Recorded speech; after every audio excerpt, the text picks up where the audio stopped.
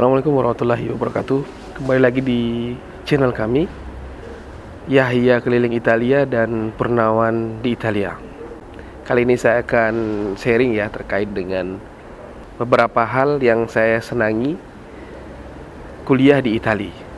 Yang pertama, kuliah di Italia ini saya sebagai mahasiswa doktoral ya di sebuah university di Pisa, University of Pisa. Jadi kita kuliahnya yang pertama gratis ya, jadi tidak bayar gitu.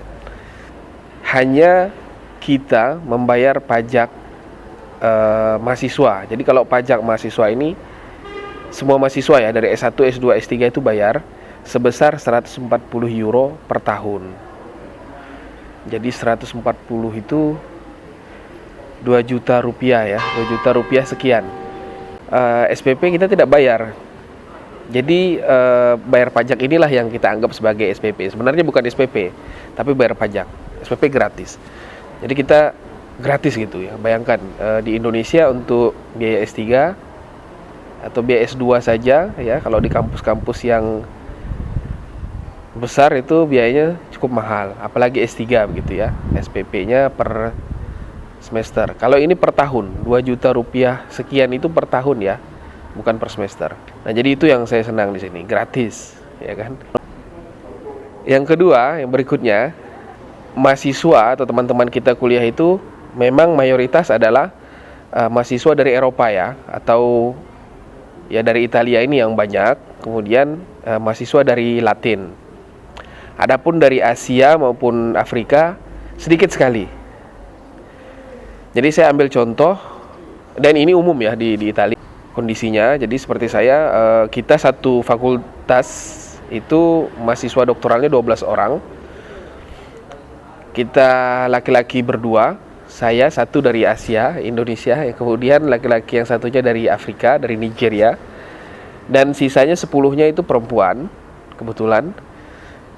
Mayoritas dari Italia dan beberapa negara Eropa lain ya, ada Spanyol, ada Slovenia, kemudian dari Latin, dari Brazil gitu ya, dari Argentina. Itu banyak. Di bawah saya itu banyak dari Latin ya. Banyak sekali mahasiswa Latin di sini. Mungkin karena kerjasama kampus di antara Italia dan beberapa negara di Amerika Tengah atau di Selatan. Ya seperti yang saya bilang tadi, Brazil, kemudian Argentina, kemudian di bawah saya ada dari Costa Rica, ada dari Kolombia, ada dari Ekuador begitu ya. Nah, mereka ini banyak di sini. Berbeda dengan misalnya kampus-kampus yang menjadi tujuan utama karena ranking. Yang sebagai contoh yang ada di QS ranking misalnya ya, 50 besar atau 100 besar.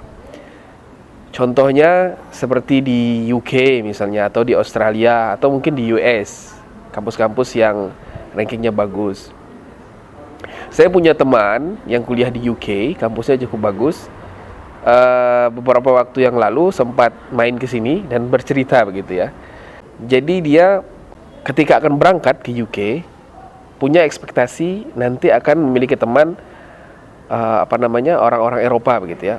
Bule gitu, punya teman-teman bule gitu kan umum gitu ya. Kalau kita kuliah di luar negeri, dia bercerita bahwa dia kemudian berekspektasi seperti itu. Ternyata kampusnya itu hampir 90% mahasiswanya dari China, sisanya dari India ya. Jadi teman-teman kuliahnya mayoritas dari China dan dari India, dan kehidupan sehari-hari berteman sesama orang Indonesia. Jadi itu yang terjadi. Nah, kemudian teman ini bertanya kepada saya gitu, di sini bagaimana gitu kan. Kalau saya katakan kalau ekspektasinya adalah seperti yang diharapkan teman-teman yang dari Eropa gitu ya, kalau di sini terpenuhi gitu ya, karena memang mayoritas dari dari Eropa, dari Italia, kemudian beberapa negara Eropa lain, dan dari Latin, itu yang paling banyak. Adapun yang lain seperti dari Asia atau dari Afrika ada, tapi tidak banyak. Saya sendiri gitu kan dari Asia. Kemudian dari Afrika dalam satu angkatan itu ya juga sendiri. Kemudian di bawah Di bawah satu angkatan ada sendiri gitu. Asia malah jarang ada, tapi tidak sebanyak ini gitu ya. Karena kampus-kampus tujuan ini kan kampus-kampus dengan ranking terbaik, yang biayanya sangat mahal. Karena biaya yang mahal ini mereka tentu kualitasnya bagus begitu ya.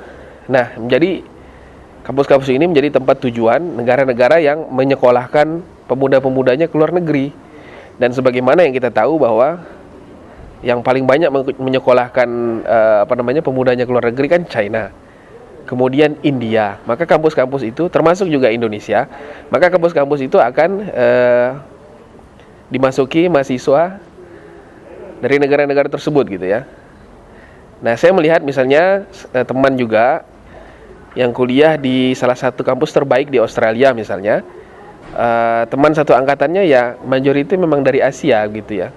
Bulenya di mana? Bulenya jadi dosennya gitu. Bahkan dosennya pun banyak yang dari Asia. Sebenarnya tidak masalah ya, kita mau berteman satu angkatan dengan dari manapun, dari Asia, dari Afrika, dari Eropa, dari Latin, nggak ada masalah. Cuma kan ada orang yang berekspektasi begitu kan. Kalau dia ke luar negeri kuliah, misalnya kan, contohnya mungkin di UK, mungkin di Australia, ekspektasinya kan berteman dengan orang-orang Eropa gitu. Nah, itu terkadang di kampus-kampus yang rankingnya bagus, ya kan, banyak kasus yang tidak terpenuhi ekspektasi itu gitu. Nah, oleh karena itu jika memang teman-teman berharap untuk punya teman-teman yang memang berasal dari Eropa, maka di Italia ini sangat terpenuhi ekspektasi itu gitu ya, harapan itu. Oke, itu yang kedua. Yang ketiga, di sini ini kuliah tidak ada yang benar-benar wajib hadir gitu di kuliah ya. Jadi seperti saya semester pertama itu ada beberapa mata kuliah wajib, sebenarnya namanya sih mata kuliah wajib, tapi ya tidak wajib juga sebenarnya gitu. Nah, yang paling sangat berpengaruh itu anak mahasiswa S2. Mahasiswa S2 kan banyak sekali mata kuliahnya gitu kan, dan mereka benar-benar tidak wajib untuk hadir, meskipun tetap banyak yang hadir gitu ya. Saya sendiri pun meskipun di mata kuliah di semester pertama selalu hadir gitu ya, berusaha selalu hadir. Kecuali kalau memang ada hal yang benar-benar sangat mendesak gitu ya.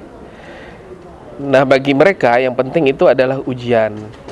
Di sini yang agak berat mahasiswa S2 karena ujiannya 2 tahap, ujian tertulis, kemudian ujian lisan. Ujian tertulis itu hanya sebagai syarat untuk bisa mengikuti ujian lisan begitu ya. Nah, itu yang ketiga. Menurut saya unik gitu. Tidak mewajibkan betul-betul, tidak ada pengaruhnya kita datang di di kelas atau tidak, itu tidak mempengaruhi ya. Berbeda misalnya dengan di Indonesia kan ada syarat harus mengikuti perkuliahan 85% misalnya kan. Hanya boleh dalam satu semester itu mungkin maksimal 3 kali ya, atau 2 kali atau 3 kali tidak hadir. Kalau lebih itu maka tidak bisa ikut ujian. Itu menjadi syarat untuk mengikuti ujian gitu kan. Di sini tidak demikian. Yang berikutnya kampus-kampus di Italia dan umumnya di Eropa. Ini yang keempat. Mereka memang standar ya. Meskipun kita tidak bicara masalah ranking, tapi kampus-kampus di Eropa kan standar. Karena mereka ada program Erasmus misalnya, yang mana mahasiswa itu bisa menghabiskan waktu misalnya 6 bulan di satu kampus di satu negara, kemudian pindah lagi 6 bulan di kampus lain di negara lain begitu ya, kemudian 6 bulan lagi di kampus lain di negara lain, dan berikutnya itu ada gitu kan. Nah, karena kampus-kampus di Eropa ini memang sudah memenuhi standar-standar kampus di Eropa, jadi tidak usah khawatir gitu ya. Saya sempat ditanya oleh seorang mahasiswa yang akan datang ke Italia, yang bersangkutan membandingkan beberapa kampus begitu dan menanyakan manakah kampus yang paling diakui secara internasional. Sebenarnya semua kampus ya diakui secara internasional karena mereka sudah banyak punya program kerjasama. Misalnya di sini ya, satu program itu kerjasama antara 2 atau 3 kampus kadang-kadang demikian. Dan belum lagi mereka memang ada yang double degree, ada yang lebih dari itu ya. Teman saya degree-nya itu 4 kampus di 4 negara bahkan seperti itu. Dan termasuk yang program Erasmus tadi. Jadi kampus itu udah standar Eropa, standar internasional. Jadi jangan khawatir dimanapun kampus itu gitu ya. Terlepas dari ranking-ranking kampus yang dibuat beberapa lembaga seperti itu. Oke, saya kira beberapa hal itu ya yang membuat saya cukup merasa senang gitu untuk kuliah di Italia ini. Dan bagi teman-teman yang memang ingin kuliah di Italia, ya jangan ragu dan jangan bimbang gitu ya.